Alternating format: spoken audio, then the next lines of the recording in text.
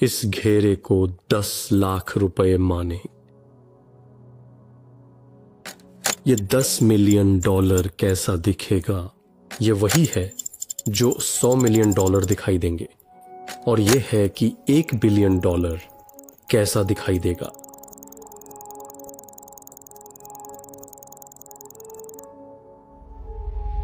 Jeff Bezos, Amazon के संस्थापक, की संपत्ति इस संख्या का 117 गुना है, और फिर वहां आप हैं। शायद आप अभी एक नौकरी कर रहे हैं, वह जो आपको विश्वविद्यालय में अध्ययन करके मिला था। शायद आपके पास बचत में ज्यादा नहीं है, आपके जीवन निर्वाह के खर्चे बहुत ज्यादा लगते हैं, आपको लगता है कि आपको पर्याप्त वेतन नहीं मिलता, आपके एक क्रेडिट कार्ड का कर्जा है जिसका ख्याल रखना जरूरी है।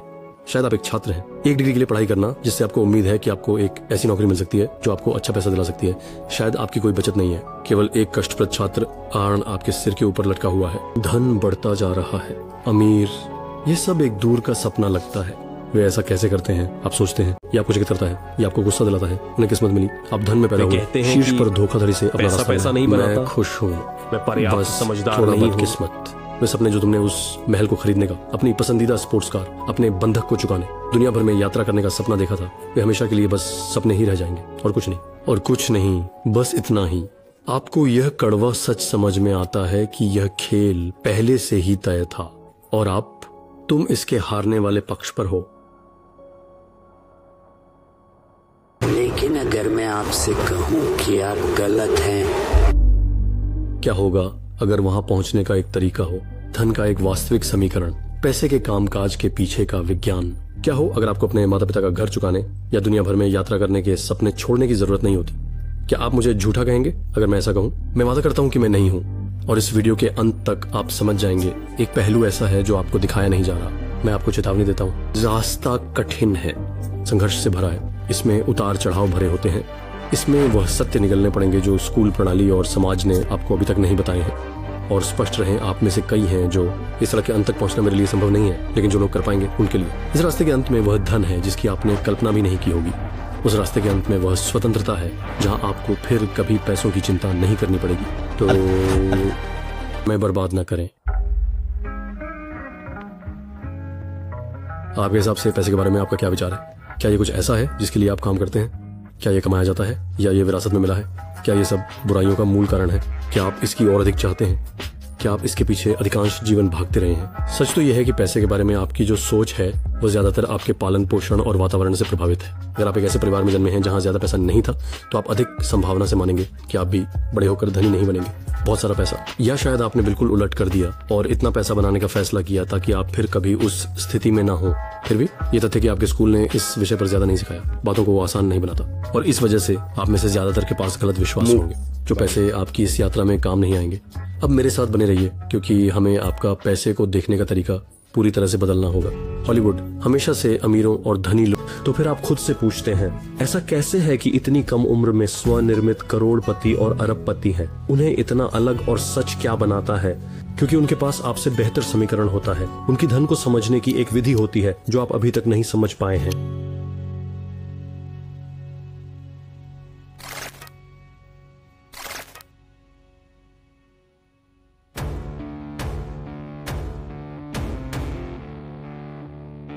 अब बहुत ध्यान से सुने, पीछा करना बंद करो। पैसा एक पूंजीवादी समाज में खेल के नियम इस प्रकार हैं। आपको उस मूल्यांकित मूल्य के अनुपात में भुगतान किया जाता है जो आपके पास जो है, और वे लोग जो आपकी कीमत को समझते हैं वे बाजार हैं, अर्थव्यवस्था के उपभोक्ता। बाजार आप हैं, आपके दोस्त, आपका परिवार, आपके पड़ोसी, आपका देश है। लोग यह शिकायत करते हैं कि फुटबॉल खिलाड़ी बहुत अधिक पैसे पाते हैं, लेकिन खिलाड़ियों को लाखों मिलने के लिए बाजार होना चाहिए। फुटबॉल उद्योग सबसे पहले, लोगों को पहले फुटबॉल में मूल्य देखना होगा ताकि वे मैचों और सामान पर पैसे खर्च करने का इच्छुक हों।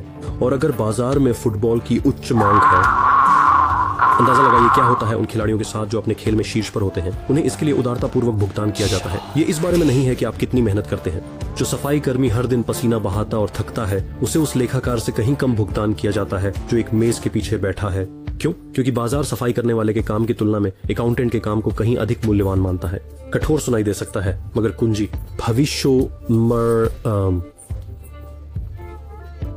years for year तो मैंने संख्याओं का अध्ययन वर्षों जिस तक व्यक्ति किया। ने अपने ग्राहकों के करों पर हजारों बचाए हैं, लेकिन फिर भी हमने अभी चर्चा की है कि नौकरी पाना कम समय में महत्वपूर्ण धन जमा करने का सही समीकरण नहीं है। तो फिर हम अपनी धारणा की आय कैसे बढ़ा सकते हैं? मूल्य क्या है? एलन मस्क या जेफ बेजोस जैसे लोगों के बारे में क्या खास बात है जो उनकी मानी जाने वाली कीमत इतनी ऊंची है? धन की इस समीकरण के पहले कदम बहुत सरल है। अगर आप पैसे चाहते हैं, समस्याओं का समाधान करें। इस कथन पर एक पल के लिए विचार करें। आपको एहसास हो जाएगा कि लगभग सारा पैसा इसी बुनियादी सिद्धांत से आता है। अगर किसी समस्या का हल निकाला जा सकता है तो पैसे उस पर लगाए जाएंगे। अगर ये $1 मिलियन की समस्या है तो समाधान आपको लाखों कमाएगा। अगर ये $1 अरब की समस्या है तो समाधान आपको अरबों कमाएगा। समाधान करता है दुकान पर जाने की झंझट, डिलीवरी के लिए हफ्तों का इंतजार, सस्ते दाम आदि। इसके अलावा अमेज़न के स्वामित्व वाली अन्य सभी कंपनियां और उनके समाधान। जेफ बेजोस ने अरबों डॉलर की समस्या का समाधान किया और इस कार्य के लिए उचित रूप से पुरस्कृत किए गए। अगर आप पैसे के पीछे भाग रहे हैं तो आपने सब कुछ गलत किया है।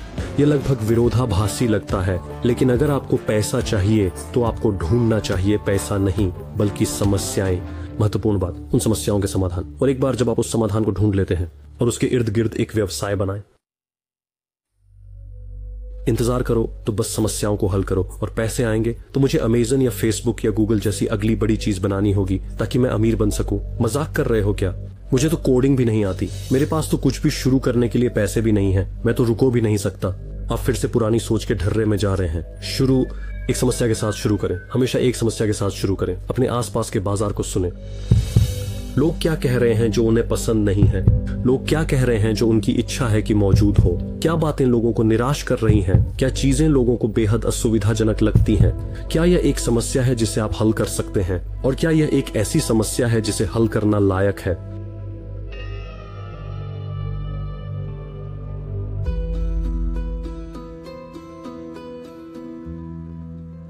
इस समीकरण के धन के अंतिम चरण में समस्या का स्केलेबल समाधान ढूंढना शामिल है। आपके समाधान को बहुत से लोगों पर प्रभाव डालना चाहिए। एक रेस्टोरेंट शुरू कर रहे हो, वो स्केलेबल नहीं है। आप स्थानीय क्षेत्र और उस क्षेत्र की चहल पहल तक सीमित होते हैं। लेकिन एक फ्रेंचाइजी, अब वह अधिक स्केलेबल है। क्या आपका समा एक सॉफ्टवेयर के टुकड़े की बात करें तो इसका मतलब है एक बार जब वह सॉफ्टवेयर बन जाता है तो आप इसे ऑनलाइन अनंत रूप से स्केल कर सकते हैं, निर्माण या शिपिंग लागतों की चिंता किए बिना, क्योंकि सब कुछ वर्चुअली होता है। लगभग नौकरी से अनंत स्तर तक पहुंचने की किस्मत ढूंढना। लेकिन सावधान रहें, क्या आपके समाधान को पैसा कमाने के लिए आपके समय की आवश्यकता है? मान लीजिए आप एक योग शिक्षक थे जो प्रति घंटे $100 का शुल्क लेते थे। शक्ति, बधाई हो, आपने खुद के लिए केवल एक और नौकरी बना ली है जो व्यापार के रूप में प्रच्छन्न है। एक दिन में आप केवल सीमित संख्या में पाठ कर सकते हैं, एक दिन, और इसलिए आपकी आमदनी समय सीमित है।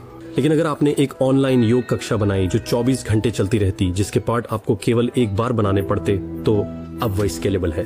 स्केलेबल, आपके समाधान को स्केल करना यहाँ महत्वपूर्ण है। इस बिंदु पर खोए नहीं, ये भी एक महत्वपूर्ण भूमिका निभाता है। और प्रक्रियाएं आपके व्यवसाय को एक सुचारू मशीन की तरह चलाएंगी अगर सही तरीके से लागू किया जाए। अगर आपके व्यवसाय में कुछ ऐसा है जिसे आप किसी और को आउटसोर्स कर सकते हैं, दूसरे को नौकरी पर रखें या किसी कर्मचारी से ये कार्य करवाएं। मान लीजिए ये आर्थिक रूप से आपके लिए समझदारी है, तब सब कुछ खुद करना बुरा है। बात करें, जितना भी आप सोचें कि आप सबसे अच्छे हैं, वहाँ कोई ना कोई है जो आपसे भी बेहतर काम कर सकता है। नया, एक बार जब आपको एक समाधान मिल जाए तो आपकी जिम्मेदारी है कि उस समाधान को आपके बाजार में हर किसी तक पहुंचाया जा सके। ये आपके अहंकार के बारे में नहीं है और न ही ये आपके जुनून के बारे में है। बाजार आपके जुनून की परवाह नहीं करता। तो अब जब आपका लाभदायक व्यवसाय सही प्रणालियों और प्रक्रियाओं के साथ चल रहा है तो आगे बढ़ें और अपने बोए हुए को काट लें।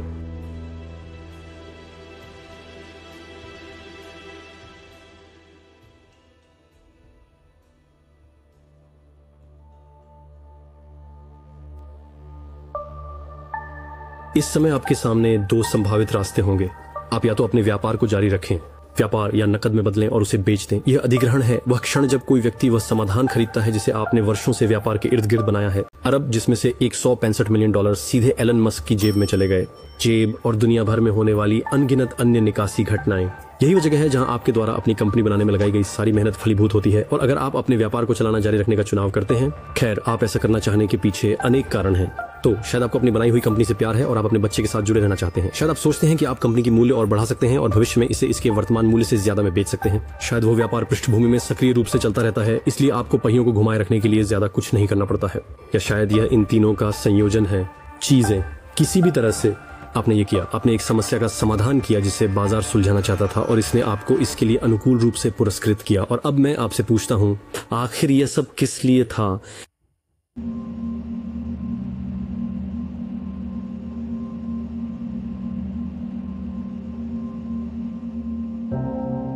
ज्यादातर के लिए ये पैसे के बारे में कभी नहीं था। पैसा सिर्फ एक कागज का टुकड़ा है, स्क्रीन पर एक नंबर। इसकी कीमत केवल हमारी इसकी कीमत में विश्वास से समर्थित है। शुरू से ये कभी भी पैसे के बारे में नहीं था। बंधक चुकाना, अपनी सपनों की कार खरीदना, दुनिया भर में यात्रा करना, कभी भी अपनी आर्थिक स्थिति की चिंता न करना, यही वह स्वतंत्रता है जिसकी आपको तलाश थी। आपकी मंजिल कभी भी पैसे से संबंधित नहीं थी। यह एक भावना थी, एक अनुभूति, जो चाहो वो करने की क्षमता थी। जब भी आप चाहे, बिना कभी भी इसके बारे में सोचें, मैं इसे खरीद सकता हूँ। क्या मैंने इस साल की सभी छुट्टियां खर्च कर दी हैं? किराया कैसे भरूंगा? क्या मैं अपनी पेंशन से जीविका चला पाऊंगा? मैं किन सपनों का त्याग करना पड़ेगा क्योंकि मुझे वहन करने की क्षमता नहीं है? वो उनका पीछा करें। ये उस एक कीमती संसाधन के बारे में था जो हम सभी के पास है। वह एक संसाधन जिसे हम कभी वापस नहीं पा सकते, समय। क्या एक ऐसी नौकरी के लिए अपने समय का बड़ा हिस्सा देना सही है जो शायद आपको पसंद नहीं है? क्या आपका जीवन केवल काम करने, घर आने, टीवी देखने, सोने पर टिका है? सोना, अगले दिन जागना और सेवानिवृत्त होने तक यही चक्र दोहराना। इस पैटर्न के कारण आप अपने जीवन के कितने और घंटे बर्बाद होने देते हैं? या शायद आप उस वास्तविकता के साथ ठीक हैं। शायद आपके पास फिलहाल उस पथ का अनुसरण करने के अलावा और कोई विकल्प नहीं है, और अगर ऐसा है तो कुछ नहीं, चिंता की कोई बात नहीं। इस वीडियो से आपको जो सबसे ज्यादा मिला हुआ थोड़ा मनोरंजन और शायद नजरिए में एक बदलाव। लेकिन आप में से कुछ ऐसे हैं जो दूसरी ओर को समझते हैं। आप में से कुछ के पास पैसे की चिंता कभी न करने की इच्छा है। फिर से, और इसलिए मैं आपको याद दिला देता हूँ, पैसे का पीछा छोड़ दो, समस्याओं का पीछा करो और उन समस्याओं का समाधान ढूंढो। यही वो समीकरण है जिसके माध्यम से सारा पैसा का जीवन। क्या इसका मतलब है कि आप अंत में खुश होंगे? क्या इससे आपको पूर्णता की अनुभूति होगी? केवल आप उस प्रश्न का उत्तर दे सकते हैं। लेकिन यदि आपका संघर्ष सार्थक है तो शायद इसका पीछा करने लायक है।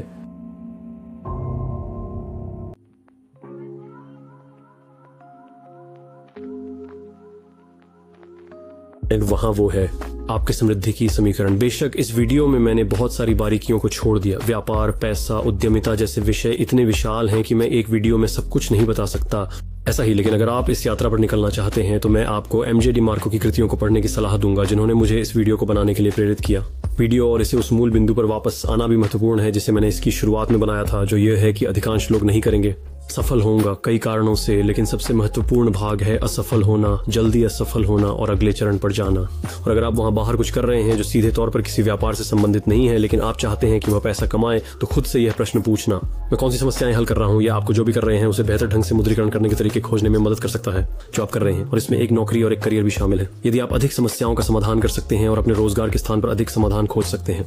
रोजगार, आपके पास कुछ ऐसा है जिसका उपयोग आप उच्च वेतन के लिए लीवरेज कर सकते हैं। लेकिन मैं इस संदेश पर सब कुछ समाप्त करते हैं जिसे मैंने इस वीडियो में कई बार दोहराया है। वीडियो, पैसे का पीछा करना बंद करो और समस्याओं के समाधान का पीछा शुरू करो। अरे, आप वीडियो के अंत में आ गए हैं और देखने के लिए बहुत धन्यवाद। लेकिन अभी मत जाइए, मैं आपको धन्यवाद कहना चाहता हूँ। अंत, इसे रिसर्च करने, स्क्रिप्ट लिखने, फिल्माने और एडिट करने में कई बेस्लीप रातें लगती हैं। एडिट करें ताकि आप कल्पना भी नहीं कर सकते कि मैं वास्तव में आपके समर्थन की कितनी सराहना करता हूं। अगर आपको यह वीडियो सच में पसंद आया तो शर्माएं नहीं, लाइक बटन दबाएं। और अगर आपको यह पसंद नहीं आया तो नापसंदी का बटन 2 बार दबाएं सुनिश्चित करने के लिए, और नीचे टिप्पणी करें और मुझे बताएं क्यों। इस चैनल के साथ मेरा उद्देश्य मनोरंजक डॉक्यूमेंट्री शैली की वीडियो बनाना रहा है। व्यापार, वित्त और जीवन सामान्यतः। और अगर आप इसमें रुचि रखते हैं और ट्यून इन करना चाहते हैं, सदस्यता लें और नोटिफिकेशन बेल दबाएं। सुनिश्चित करें कि आपकी सभी सूचनाएं चालू हैं। ये सब कहने के बाद मुझे आशा है कि आपका दिन शानदार रहे। जैसा कि हमेशा मेरे दोस्तों, हाथ से हाथ मिलाकर सलाम।